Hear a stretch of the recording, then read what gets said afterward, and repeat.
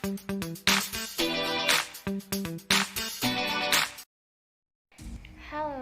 Assalamualaikum warahmatullahi wabarakatuh. Sistem informasi adalah suatu sistem yang dibutuhkan di era globalisasi sekarang ini. Sistem informasi keuangan merupakan sistem informasi yang memberikan informasi kepada seseorang atau kelompok baik di dalam maupun di luar perusahaan mengenai masalah keuangan dan menyediakan informasi mengenai arus uang bagi para pemakai. Untuk mengetahui penggolongan informasi keuangan, pihak-pihak pemakai informasi keuangan, dan konflik di antara pemakai serta peningkatan permintaan informasi keuangan, maka di dalam video kali ini akan kami ulas sedikit lebih luas mengenai peranan sistem informasi keuangan. Perkenalkan, nama saya Noviatika Salsabila dan nanti akan ada 3 rekan saya, yaitu Siti Masida, Ana Laili, dan Taufik Hidayat yang akan membantu menjelaskan mengenai materi ini. We are from Group 1, here want to present the result of our discussion about the material of peranan sistem informasi keuangan. Have a good time watching. Oke, untuk pembahasan yang pertama akan dijelaskan oleh Mbak Ana. Simak terus videonya ya. Have a good time watching. Baik, di sini saya akan menjelaskan tentang peranan sistem informasi keuangan. Sistem informasi keuangan merupakan sistem informasi yang memberikan informasi kepada seseorang atau kelompok baik dalam perusahaan maupun di luar perusahaan mengenai masalah keuangan dan juga menyediakan informasi mengenai arus uang bagi para pemakai. Adapun beberapa arahan untuk menunjukkan peranan sistem informasi keuangan. Yang pertama, untuk menentukan hasil dari pelaksanaan operasi perusahaan. Kemudian yang kedua, adanya pemisah keterangan jumlah barang dan uang dari catatan perusahaan. Kemudian yang ketiga, membuat laporan keuangan bagi para pemimpin. Kemudian yang keempat, untuk dapat mengikuti jalannya harta dan perusahaan. Di dalam fungsi ini juga meliputi pemeliharaan terhadap bermacam-macam buku dan rekening. Kemudian yang terakhir, untuk mempermudah perencanaan kegiatan-kegiatan perusahaan. Dengan kata lain, sistem informasi keuangan merupakan bagian dari sistem informasi manajemen yang digunakan untuk memecahkan seperti masalah keuangan dalam perusahaan. Sistem informasi keuangan ini juga berkaitan dengan sistem informasi manajemen.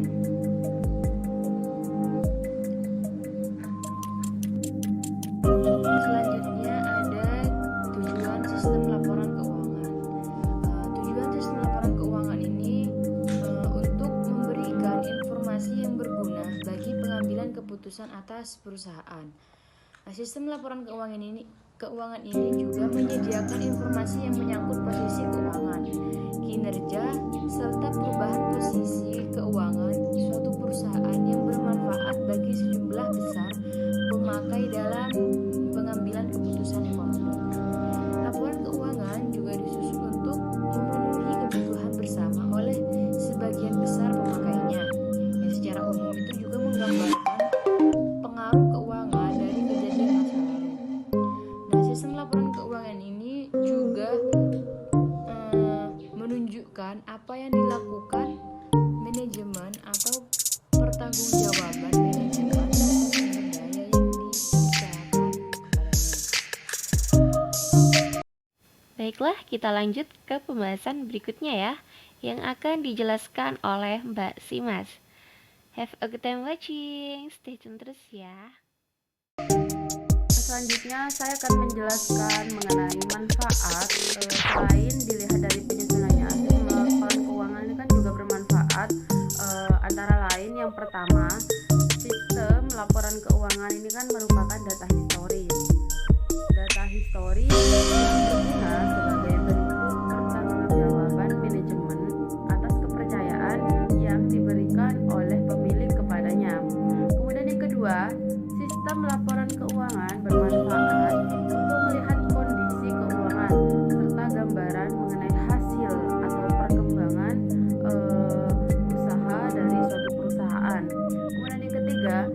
sistem laporan keuangan merupakan hasil dari suatu proses akuntansi yang mana bermanfaat sebagai alat komunikasi antara data keuangan perusahaan dengan pihak-pihak yang berkepentingan dengan data atau aktivitas suatu perusahaan. Kemudian yang keempat, sistem laporan keuangan dapat digunakan oleh manajemen untuk mengetahui biaya-biaya dari berbagai kegiatan, mengukur efisiensi tiap-tiap bagian proses produksi, dan menentukan tingkat keuntungan yang dapat dicapai atau yang ingin dicapai oleh tiap-tiap kegiatan atau bagian-bagian tertentu. Kemudian yang terakhir, yang kelima, ini adalah sistem laporan keuangan juga bermanfaat untuk menilai dan mengukur hasil kerja tiap-tiap individu yang diberi wewenang dan juga tanggung jawab untuk mengevaluasi serta menentukan perubahan-perubahan yang perlu dilakukan untuk mencapai hasil yang lebih baik berikutnya. Kemudian saya akan menjelaskan mengenai penggolongan sistem informasi keuangan. Adapun informasi-informasi yang diberikan pada sistem informasi keuangan disajikan di dalam berbagai bentuk. Antara lain yang pertama itu bentuk laporan periodik. Nah, laporan periodik ini kan merupakan laporan yang ditulis dalam suatu periodik tertentu, kemudian dinamakan sesuai periodenya pula, seperti laporan harian, laporan mingguan, bulanan, dan sebagainya. Kemudian yang kedua, hasil dari simulasi matematika. Nah, menurut KBBI, simulasi yaitu penggambaran suatu sistem atau proses dengan peragaan berupa model statistik atau pemeranan. Jadi dapat disimpulkan bahwasanya simulasi matematika yaitu dengan penggambaran suatu sistem ataupun sebuah proses dengan peragaan berupa model statistik yang bersifat kematematikaan. Nah, kemudian yang ketiga itu hasil dari sistem pakar. Secara umum sistem pakar ini adalah sistem yang berusaha mengadopsi pengetahuan manusia komputer yang dirancang untuk memodelkan kemampuan menyelesaikan masalah seperti layaknya seorang pakar. Dengan sistem pakar ini orang awam pun dapat menyelesaikan masalahnya atau hanya sekedar mencari suatu informasi berkualitas yang sebenarnya hanya dapat diperoleh dengan bantuan para ahli di bidangnya. Sistem pakar ini juga dapat membantu aktivitas para pakar sebagai asisten yang berpengalaman, dan mempunyai asisten yang berpengalaman juga mempunyai pengetahuan yang dibutuhkan. Kemudian yang keempat atau yang terakhir, komunikasi elektronik adalah komunikasi yang bukan handwritten atau percakapan face to face, karena komunikasi terjadi melalui email, electronic bulletin, voicemail, fax, atau media komunikasi lainnya. Komunikasi elektronik tidak terbatas hanya pada komunikasi atau person to person, tetapi juga person to system atau system to person, sehingga dengan adanya sistem informasi keuangan dapat mempermudah dan memenuhi kebutuhan manajer ataupun berbagai elemen di lingkungan perusahaan atas informasi yang menjelaskan status keuangan perusahaan tersebut. Oke, selanjutnya akan dijelaskan oleh Mbak Tika. Simak terus videonya ya guys. Have a good time watching. Halo, assalamualaikum warahmatullahi wabarakatuh. Kembali lagi bersama Atika ya. Nah, di sini Atika akan menjelaskan mengenai pihak-pihak pemakai sistem informasi keuangan. Nah, jadi terdapat berbagai jenis informasi terkait dengan kondisi dan kinerja perusahaan yang dibutuhkan oleh berbagai pihak. Nah, pihak-pihak tersebut membutuhkan informasi sebagai dasar dalam pembuatan keputusan keuangan, seperti keputusan investasi, pemberian kredit, dan keputusan serupa lainnya. Nah, untuk menjawab kebutuhan tersebut diperlukan pengungkapan informasi baik oleh perusahaan maupun oleh pihak lain, seperti analisis keuangan dan auditor. Nah, maka dari itu, para pemakai atau pihak-pihak sistem laporan keuangan, yaitu antara lain adalah pemakai internal dan dengan pemakai eksternal. Oke, langsung saja yang pertama kita bahas mengenai pemakai internal. Nah, jadi pemakai internal ini dibagi menjadi 3, yaitu yang pertama ada pemilik perusahaan, yang kedua ada manajer atau pimpinan perusahaan, dan yang terakhir yaitu karyawan dan kelompok-kelompok yang mewakili. Nah, yang pertama kita bahas mengenai pemilik perusahaan ya. Jadi pemilik perusahaan ini sangat berkepentingan sekali terhadap laporan keuangan perusahaannya, terutama untuk perusahaan-perusahaan yang pimpinannya ini diserahkan kepada orang lain seperti perseroan. Nah, karena dengan laporan tersebut pemilik perusahaan akan dapat menilai sukses atau tidaknya manajer dalam memimpin perusahaannya, dan kesuksesan seorang manajer biasanya dinilai dengan laba yang diperoleh oleh perusahaan. Selain itu, laporan keuangan diperlukan oleh pemilik perusahaan untuk menilai hasil-hasil yang dicapai dan untuk menilai kemungkinan hasil-hasil yang akan dicapai di masa yang akan datang, sehingga bisa menaksir bagian keuntungan yang akan diterima dan perkembangan harga saham yang dimilikinya. Mengenai manajer atau pimpinan perusahaan. Nah, yang terpenting bagi manajemen adalah bahwa laporan keuangan merupakan alat untuk mempertanggungjawabkan kepada para pemilik perusahaan atas kepercayaan yang telah diberikan kepadanya. Nah, dengan mengetahui posisi keuangan perusahaannya pada periode yang baru, ini nanti akan dapat menyusun rencana yang lebih baik, kemudian dapat memperbaiki sistem pengawasannya dan menentukan kebijakan yang lebih tepat lagi. Nah, di samping itu laporan keuangan juga akan dapat digunakan oleh manajer ini untuk mengukur tingkat biaya dari berbagai kegiatan perusahaan, kemudian mengukur efisiensi tiap-tiap bagian, proses atau produksi, serta untuk menentukan derajat keuntungan yang dapat dicapai oleh perusahaan yang bersangkutan.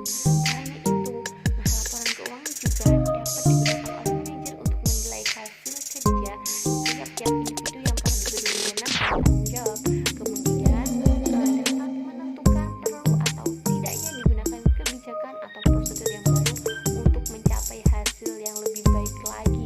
Nah, yang kemudian yang karyawan dan kelompok yang mewakili tertarik kepada informasi mengenai stabilitas dan profitabilitas perusahaan. Nah, pihak ini juga tertarik dengan informasi yang memungkinkan untuk menilai kemampuan perusahaan dalam memberikan balas jasa, manfaat pensiun, dan kesempatan kerja. Oke, kita masuk pada pembahasan mengenai pemakai eksternal. Jadi pemakai eksternal yaitu ada investor, pemberi pinjaman, pemasok dan kreditur usaha lainnya, kemudian ada pelanggan, pemerintah, dan masyarakat. Oke, langsung saja kita kupas satu persatu ya. Udah kayak gue aja ya, dikupas satu persatu. Oke, baiklah. Yang pertama ada investor. Investor merupakan penanam modal berisiko dan penasehatnya berkepentingan dengan risiko yang melekat serta hasil pengembangan dari investasi yang dilakukan.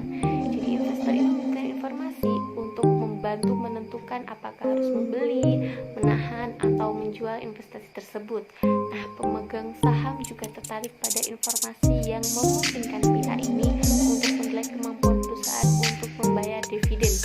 Kemudian yang kedua ada pemberi pinjaman. Nah, pemberi pinjaman tertarik dengan informasi keuangan yang memungkinkan pihak ini untuk memutuskan apakah pinjaman serta bunganya dapat dibayar pada saat jatuh tempo. Kemudian yang ketiga ada pemasok dan kreditur usaha lainnya. Nah, pemasok dan kreditur usaha lainnya tertarik dengan informasi yang memungkinkan pihak ini untuk memutuskan apakah jumlah yang terutang akan dibayar pada saat jatuh tempo. Nah, kreditur usaha berkepentingan pada perusahaan dalam tenggang waktu yang lebih pendek daripada pemberi pinjaman, kecuali jika sebagai pelanggan utama pihak ini tergantung pada kelangsungan hidup perusahaan.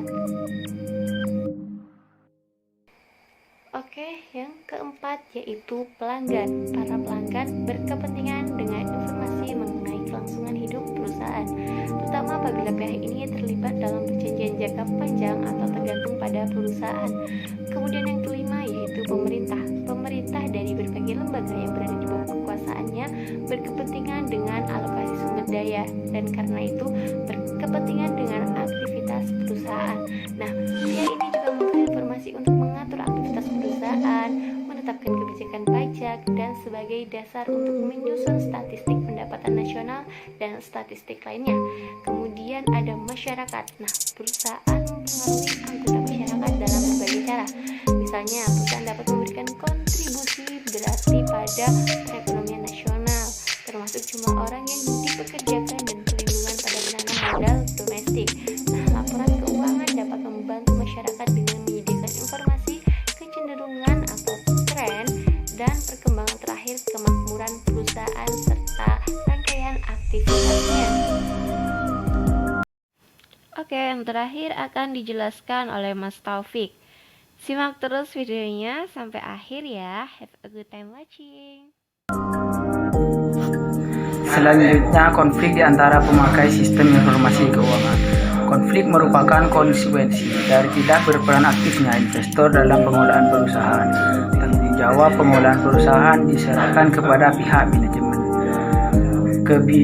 Kebijakan yang sering dilakukan adalah membesarkan kompensasi yang dibagikan kepada jajaran manajer atau membuat keputusan pengembangan usaha. Sebaliknya, ketika para investor memberikan dana kepada perusahaan dalam bentuk pinjaman, maka manajemen justru membuat kebijakan pembayaran dividen kepada para pemegang saham.